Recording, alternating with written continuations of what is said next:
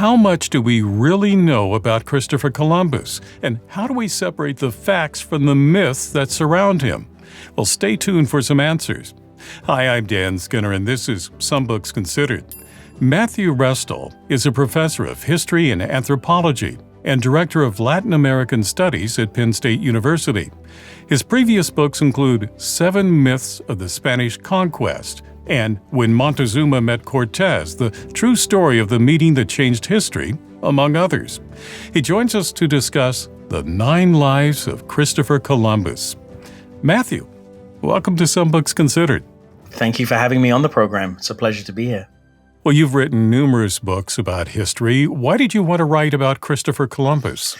Well, that's an obvious question to ask anybody about any book, I suppose, but I think it's particularly obvious with Christopher Columbus because, as I discovered in the course of researching the book, there are thousands of books written about Columbus. I think possibly as many as 2,000 in the last 200 years.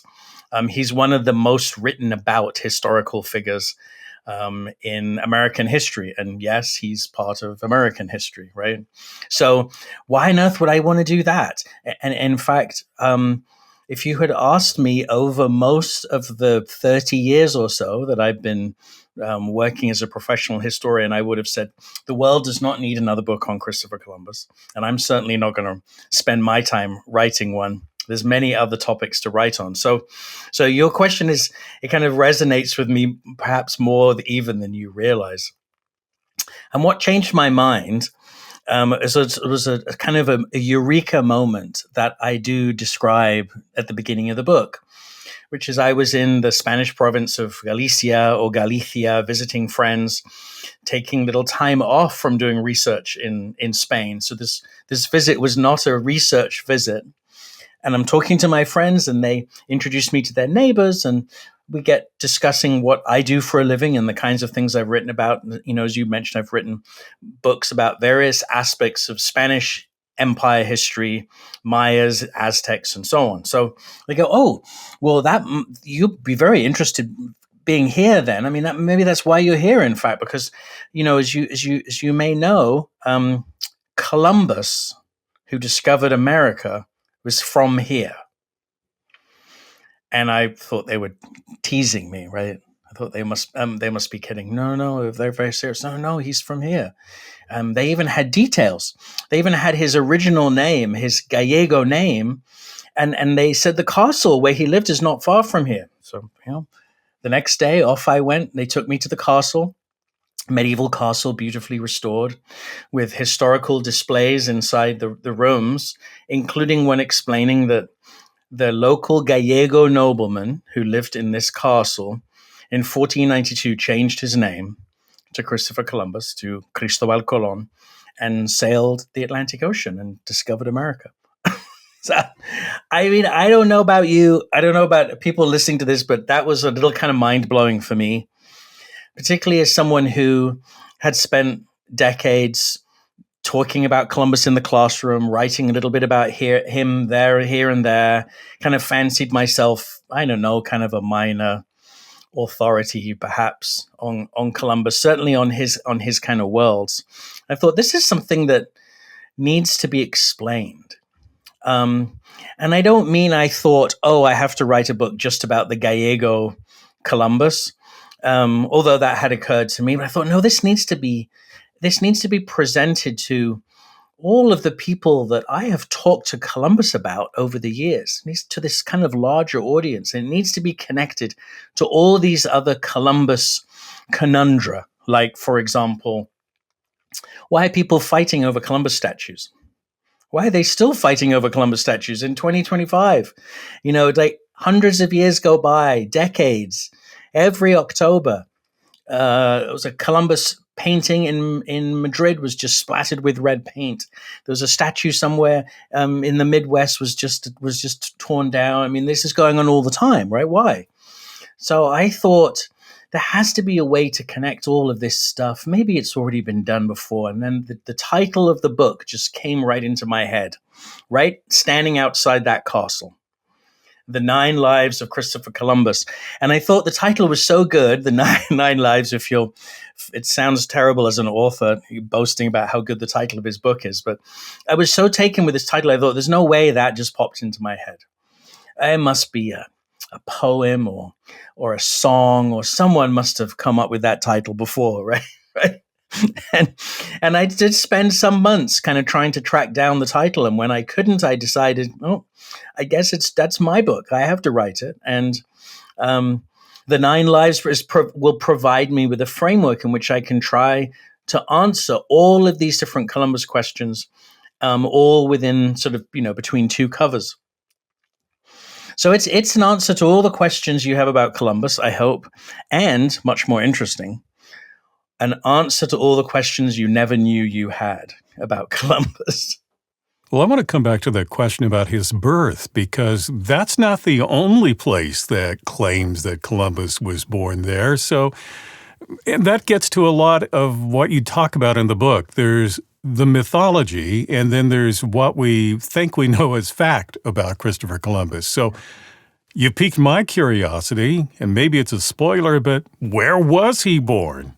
Right. Well, so I thought, at first I thought, well, one of these lives will be the Colón Gallego, right? He'll be this Galician nobleman. That'll be one of the lives. That'll be a whole chapter.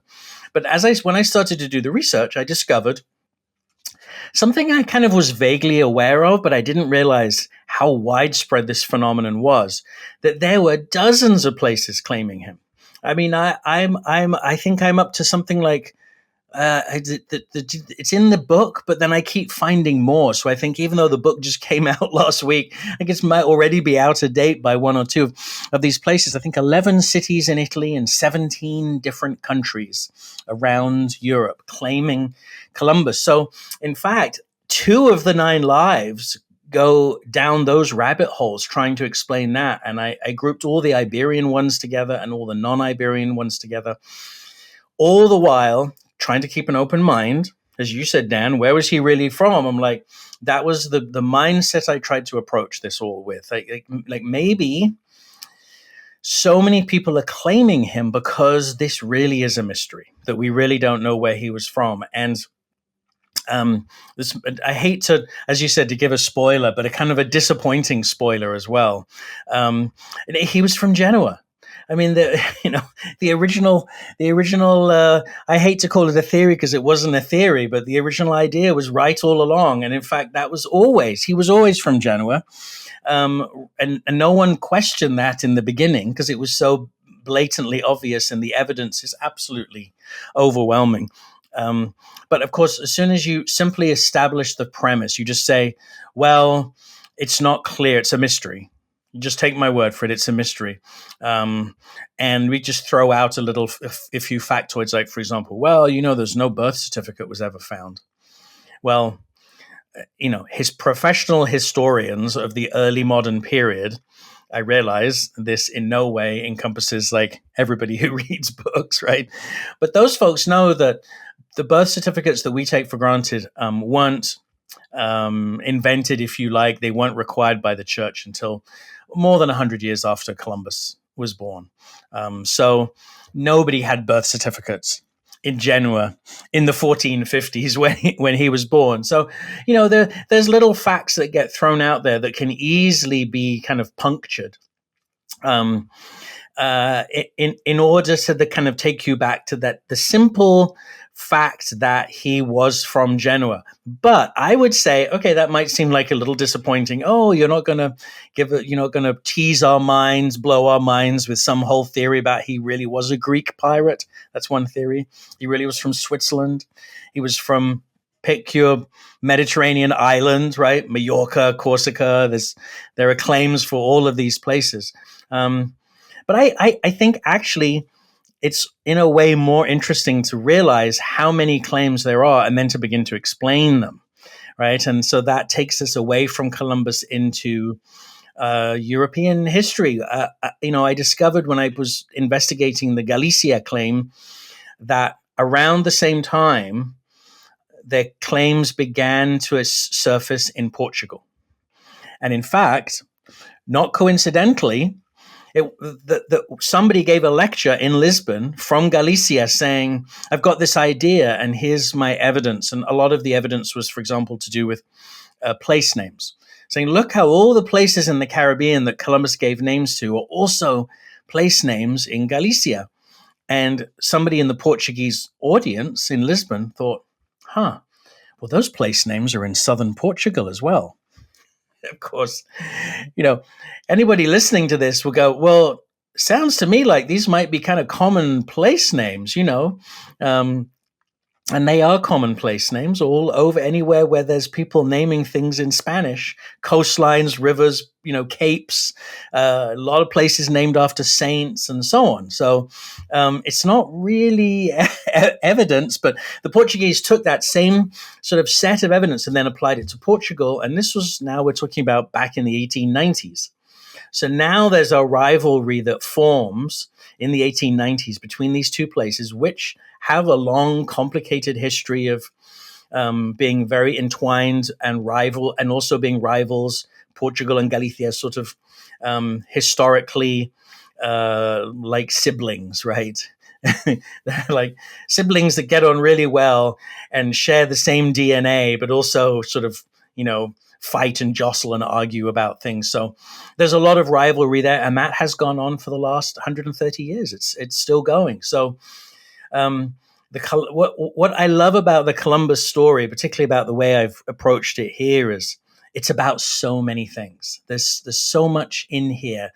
For a book that's not that long, there's a lot of stuff, and I can see future scholars kind of going through and saying, okay, this paragraph is interesting. I'm going to explode this and take this in a whole other direction and research this. One of the things I find fascinating about this whole Columbus story and all these myths that have grown up around him is that there are gaps in his story. And people have just filled it in. They've made things up.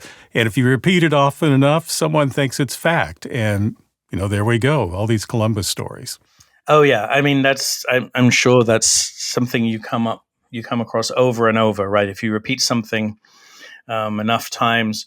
I can't remember who said it, but these are the kinds of things that get attributed to everybody from sort of Oscar Wilde to Churchill to Plato. If you repeat something enough times, loud enough, people begin to accept it as fact. Well, Columbus, because of his role as the first European that crosses that ocean, when he does, right? I realize there were Vikings that crossed it before and probably others, but the fact that he was part of the process involving many thousands of Europeans that led to colonization and so on, means that anything relating to him has garnered attention over the centuries. And therefore, when you've got your attention focused on someone a lot, people want the full story. And they want certain elements in that story. They want sort of heroes and anti-heroes. The heroes can be flawed, but there needs to be a hero. They need to be able to kind of relate to a core character. So Columbus has sort of been invented and reinvented over and over to kind of match the mood, the culture of a particular moment. Like, what do we need from our heroes? Right now, there's a lot of sort of people contorting themselves. Somebody could be critical of my book and say I'm doing the same thing, but contorting themselves to try to present Columbus as not a hero or a villain, but somebody who is actually very kind of human. And I would argue by sort of making him neither saint nor great sinner, neither hero nor villain, but somebody very much kind of in the middle. He is someone who's a little bit more kind of relatable to. But I have a feeling, Dan, you're referring to something that I haven't mentioned. A good story needs some kind of a romance, right? There's got to be. I mean, that's what we expect, and that's been in our culture for thousands of years. Some experts on world literature would say, "Oh no, that's in all cultures. People want a really good story. There has to be some kind of a romance in there." And the problem with Columbus's story is that there isn't really a romance there. And that was something I investigated pretty hard. I mean, there wasn't anything there, and I thought maybe this is kind of a non-starter. Maybe there isn't a whole life here of my 9 lives, but I kept coming across people just really wanting there to be a romance, and there's an entire book about his romance with Queen Isabel, based on one phrase that he may have written in one letter. That is sort of picked out and turned into kind of a metaphor for sex, and then sort of expanded out to make this kind of entire vision of Columbus in love with the Queen and the Queen in love with him, and that's why she supports his voyages and so on. I get it. It's a nice twist. It's a really nice element in the story. There's no evidence for it whatsoever, and there isn't evidence for any other romances involving Columbus, but that's fine. Put them in as long as you make it clear that you're writing a historical novel. I'm very happy for people to write historical novels in which Columbus is having all kinds of love affairs, or conversely, that Columbus is committing crimes of bestiality in the Caribbean, because that's one of the other little bits of Columbiana myths that I went at and tried to explain in the book. There's a little teaser for someone to be, what? Yes, manatees. It involves manatees. Maybe we'll say no more, Dan, and that'll be enough to get at least somebody to buy the book. Given what you know about Columbus, because he remains such a controversial figure, and as you pointed out, statues have been taken down. People don't want to celebrate Columbus Day, for example. At least some people don't. But given what you know about him, flaws and all, how do you think we should look at him today? Yeah, that's sort of as they used to say, the $65,000, $64,000 question. How should we look at him today? I think an important part of my book is at the end, when I identified 2 of his lives 8 and 9, as being what I call the American Columbus and the Italian American Columbus. And the reason I emphasize the difference between those 2 Columbuses, even though in many cases they overlap, it's very easy to confuse them. I think a lot of comments that are made about Columbus today, political comments, even comments coming out of the White House, reactions to that, all of this stuff, a lot of the time is confusing those 2 Columbuses. And I think as long as they're confused, that continues to kind of to stimulate not just controversy or controversy, but also conflict over Columbus. He becomes a battleground, and then all you can do with the statues is attack them, tear them down, or defend them, move them to save them. There's no real conversation going on there. And I think once you see that they're 2 separate Columbuses, that allows for more of a conversation. Because I think that then those who are defending Columbus as a sort of patriotic icon of a certain kind of America, a certain kind of vision of America, are able to see why they have some things in common, but also some things not in common with people who are defending a kind of an Italian-American Columbus, and also can understand why others would be so upset and would see Columbus as a symbol of slavery, of the transatlantic slave trade, of that history, of indigenous American history, and the catastrophe that is visited upon indigenous peoples once Europeans arrive, right? The massive population loss and changes to their culture and so on, let alone also another history of enslavement as well. So I think that the first step is to sort of see how what these different positions are and why people think that about Columbus. Like, what are the origins and explanations for their positions? That's, I think, how we should see Columbus, as somebody not simply to be kind of worshipped or attacked, but as someone who allows us to have really good conversations about the roots of our nation and the history of the last 500 years. I mean, he's sort of like a door, a window that opens up that history. Well, there's much more in this book that we didn't have time to talk about. So to learn more, the book is The 9 Lives of Christopher Columbus by Matthew Restall. Matthew, thank you for talking with me today. Oh, thank you for having me on the show. Much appreciated. And thank you to anybody who's intrigued enough, interest is piqued enough to go buy the book. Thank you. If you'd like to purchase The 9 Lives of Christopher Columbus, I've placed a link for you in the description below.